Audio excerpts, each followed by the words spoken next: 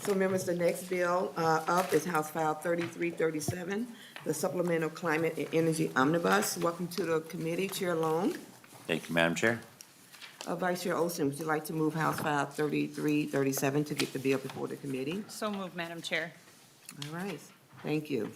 So Chair Long, there's also an author's amendment that's been pre-filed. Would you like to take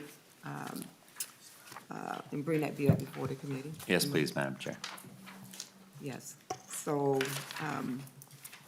Madam Chair, I move the H3337A12 amendment for the author. okay, can you please explain your amendment or the amendment? Happy to. It is a technical correction amendment to get the finance portions accurate, and then changes a couple titles. Okay. Members, are there any questions on the amendment? Seeing no questions to the A12 amendment that is before us, all those in favor say aye. Aye. All opposed say nay. No. The motion prevails. So House File 3337 as amended is before us. Chair Long, please continue with your presentation of the bill. Thank you, Madam Chair. Thank you for having me this morning. The climate and energy bill before us today is focused on reaching agreement on clean energy solutions. It does not include a number of provisions the House passed last year, but the Senate was unwilling to move forward on. Instead, it's focused on practical efforts to help facilitate the clean energy transition in ways that will benefit all Minnesotans.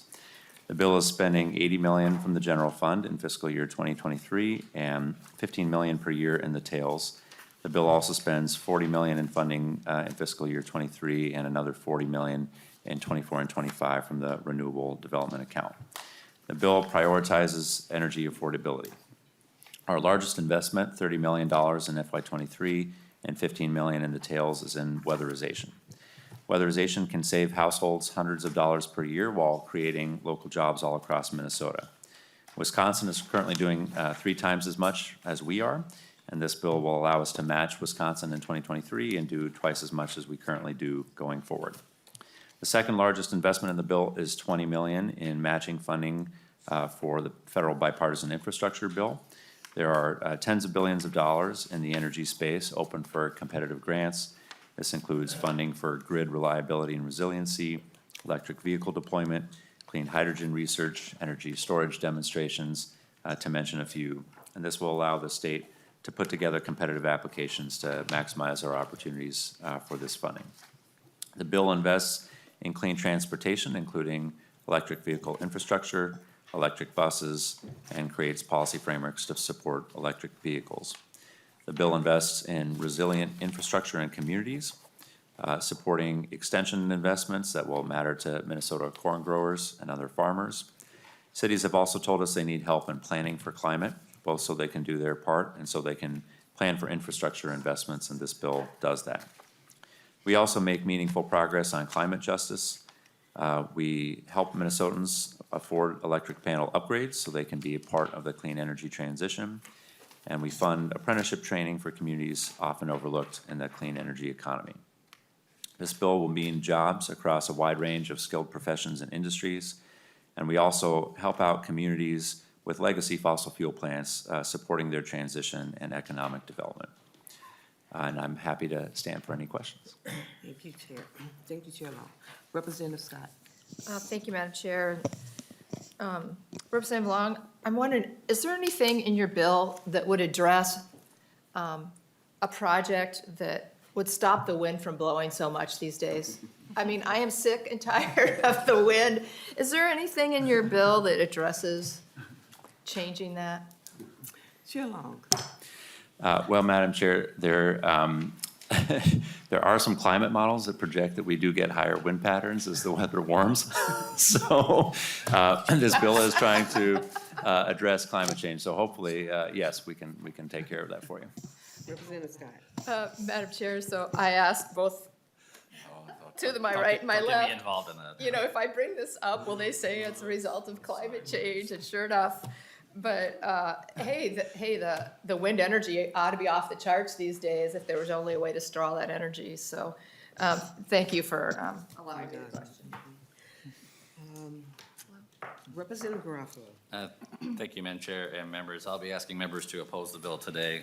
One of the things that continues to be an issue is the fact that Minnesota is the only state in the country that actually has a surcharge, a tax on nuclear power, and this continues with the Renewable Development Account. The money that would be in there, Representative Long makes a aggressive effort at spending in a non-budget year.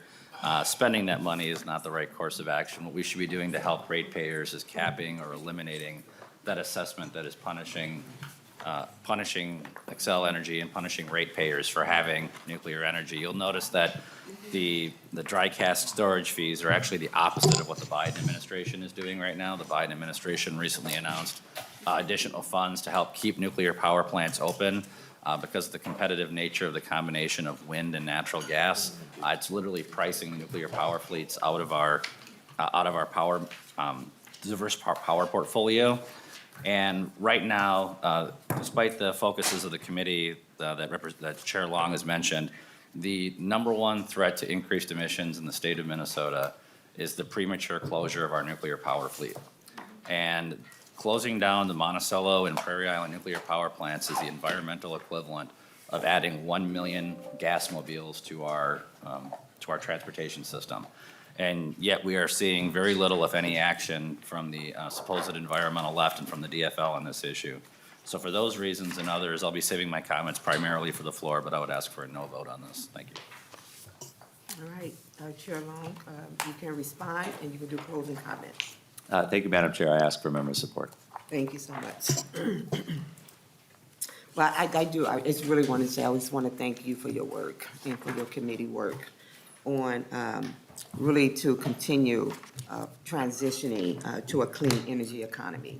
It makes a difference, and thank you for leading.